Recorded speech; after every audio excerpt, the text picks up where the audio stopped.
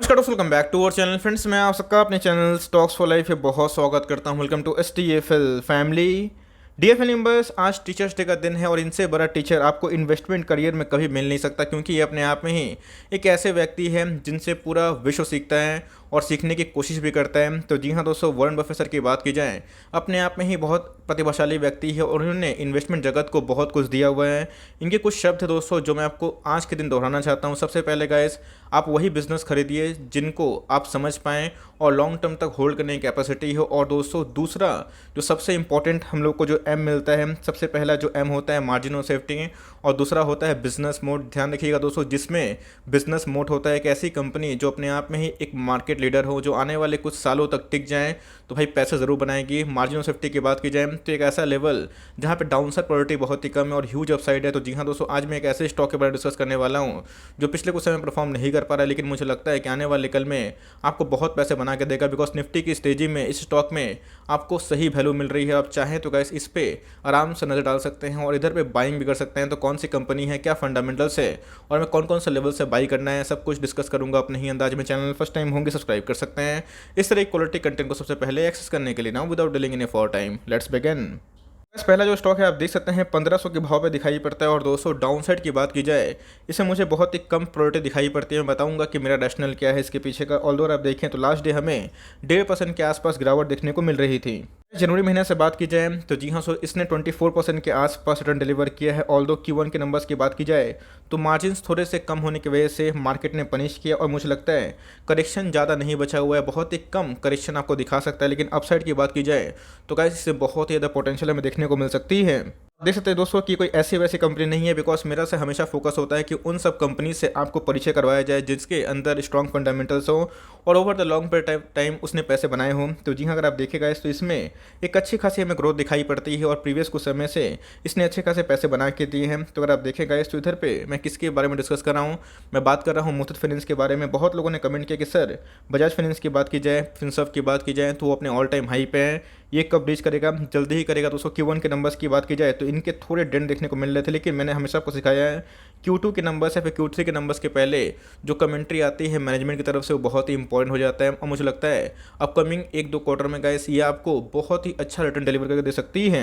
सबसे पहले हमें समझना है कि इसमें जो गिरावट हुई वो क्यों हुई और इसमें जो रिकवरी होगी वो कब होगी। बिकॉज अगर अपने देखें ऑल टाइम हाई से ये 10% के आसपास करेक्शन दिखा चुकी है। ऑल्दो अगर आप देखें तो लास्ट क्वार्टर की बात की जाए मुथूट फाइनेंस का नंबर बहुत ही हमें शानदार देखने को मिल रहे थे। Q1 की बात की जाए तो गैस इनके जो AUM ग्रोथ है वो हमें 13.5% के आसपास देखने को मिल रहे थे, जो कि उम्मीद थे 15% के आसपास होंगे। लेकिन दोस्तों, कोविड की वजह से इनके मैनेजमेंट ने बताया भी था कि हमें डेंट मिला, लेकिन जिस हिसाब से कोविड में रिकवरी देखने को मिल रही है और अनलॉकिंग का फेज स्टार्ट हो चुका है, तो गैस नेक्स्ट क्वार्टर की बात की जाए तो इनको पूरा लगता है कि अपने 15% जो लोन ग्रोथ है इसको आराम से मेंटेन कर सकते हैं। इसलिए मैं बोलता हूँ कि बिजनेस की बात की जाए, आपको पता है गोल्ड लोन में ये सबसे नंबर 1 कंपनी दिखाई पड़ती है और मुझे लगता है कि लॉन्ग टर्म में ये आपको बहुत पैसे क्रिएट कर दे सकती है। ऑल्दो आप देखें तो 75% जो एनालिस्ट है उनका मानना है आप इसमें आराम से बाई करके चल सकते हो। ऑल्दो आप देखें 16 एनालिस्ट को कवर कर रहे हैं और सबकी स्ट्रॉन्ग रिकमेंडेशन है कि आपको इसमें जरूर बाई करना चाहिए। डाउनसाइड की बात की जाए, आप देख सकते हैं कि महज 5% के आसपास दिखाई पड़ती है, मतलब 1432 का लेवल अपने आप में ही डाउनसाइड का लेवल है, ऐसे बड़े बड़े एनालिस्ट का मानना है। अपसाइड की बात की जाए दोस्तों, अगर आप देखें तो 51% के आसपास है, मतलब अगर आप रिस्क टू रिवॉर्ड देखें तो भाई बहुत ज़्यादा दिखाई पड़ता है, मैसिव, मतलब 1:10 का रिस्क टू रिवॉर्ड, जो अपने आप में ही एक स्टॉक मार्केट में निवेश करने के लिए बहुत ही अच्छा होता है। तो मेरे हिसाब से गाइस, अगर आपने अभी तक फ्रेश पोजीशन नहीं बनाई है, आप इस वीडियो को सीरियसली ट्रीट कर सकते हैं।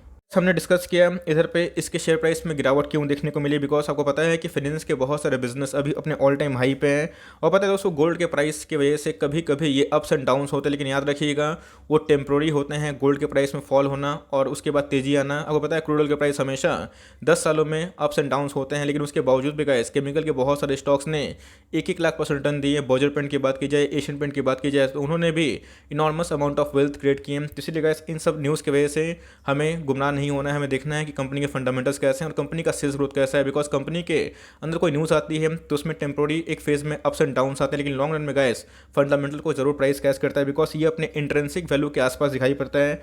मार्केट कैप की बात करें दोस्तों तो 60 करोड़ के आसपास की मार्केट कैप है और आपको ये स्टॉक अच्छे खासे डिस्काउंट में मिल रहे हैं। 1640 का स्टॉक है, आपको मिल रहा है 1500 के आसपास। मैं बताऊंगा चार्ट में कंडीशन क्या इमर्ज हो रही है, लेकिन दोस्तों इधर पर अगर आप देखें तो स्टॉक का पी है 15 के आसपास है, मतलब प्राइस टू अर्निंग बहुत ही सस्ता हमें देखने को मिलता है। तो बहुत लोग बोल रहे थे कि सर मार्केट में इसको अर्निंग्स के हिसाब से ज़्यादा क्यों नहीं मिल रहा है, मतलब प्राइस टू अर्निंग इतना कम क्यों है, मार्केट इसको भाव क्यों नहीं दे रहा है।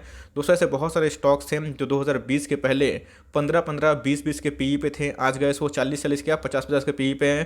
तो मार्केट में एक बार इन्फ्लो आएगा, बिकॉज मैक्सिमम जो स्टॉक पैटर्न है आपको मैं दिखाऊंगा ये प्रोमोटर्स के पास है। तो बड़े एफआईएस और डीआईएस पार्टिसिपेट नहीं कर पाते, इसकी वजह से ये बहुत ही लेस वोलेटाइल है, लेकिन आपके पैसे हमेशा बनाएगा। और आप देखें इनका जो आरओसी है 15% के आसपास है, जो अपने आप में ही टॉप क्लास है। बात की जाए आरओई की तो कैश 27% के आसपास, और कंपनी का जो फेस वैल्यू है हमें 10 दिखाई पड़ जाता है।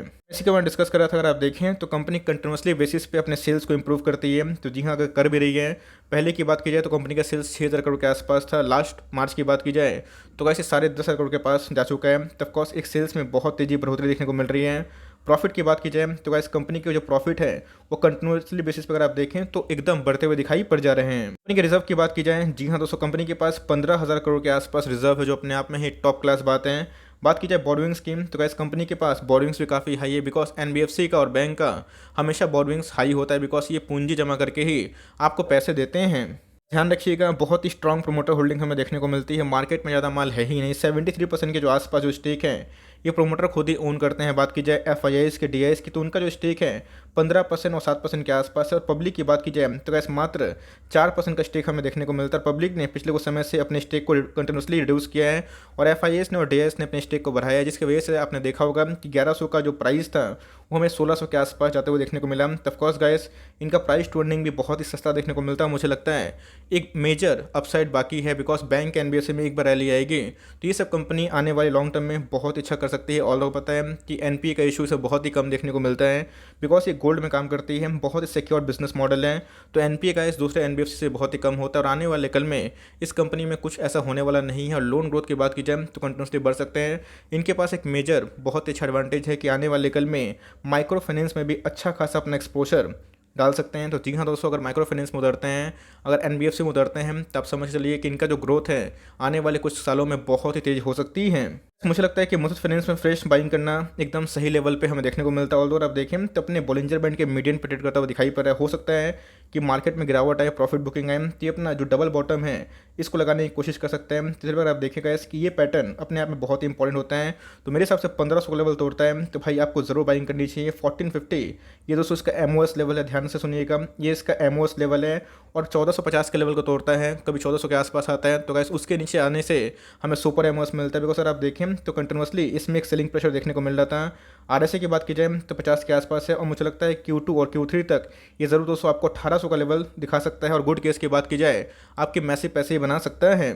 मेरे हिसाब से मुथूट फाइनेंस में बहुत अच्छा मौका मिल रहा है। ऑल्दो मनापुरम फाइनेंस में बात की जाए तो गोल्ड लोन में काम करती है, माइक्रो फाइनेंस में काम करती है, और इनके जो ईओएम ग्रोथ हैं लास्ट क्वार्टर में थोड़े डेंट देखने को मिल रहे थे, जिसकी वजह से मार्केट ने पनिश किया। तो दोनों अच्छी कंपनी है, लेकिन याद रखिएगा दोस्तों मुथूट फाइनेंस में आपको सिक्योरिटी मिलती है, बिकॉज एक लार्ज कैप कंपनी है। ऑल्दो मनापुरम फाइनेंस ही बहुत अच्छी कंपनी है। अगर आप दोनों में से कोई भी कंपनी को होल्ड करते हैं तो मैं एक ही बात बोलूँगा, होल्ड एंड कंटिन्यू करिए। ये छोटा प्राइस है तो बहुत लोग को अट्रैक्ट करेगा, तो आप चाहते हो तो इधर पे कंटिन्यू कर सकते हैं।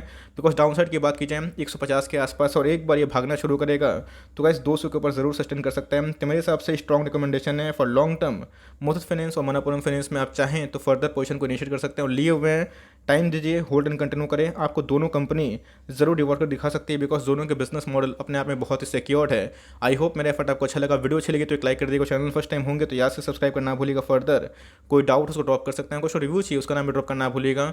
आई would love to make a video on your demand guys. मिलते हैं जल्दी ही, तब तक के लिए bye. Thanks for listening friends, God bless you all.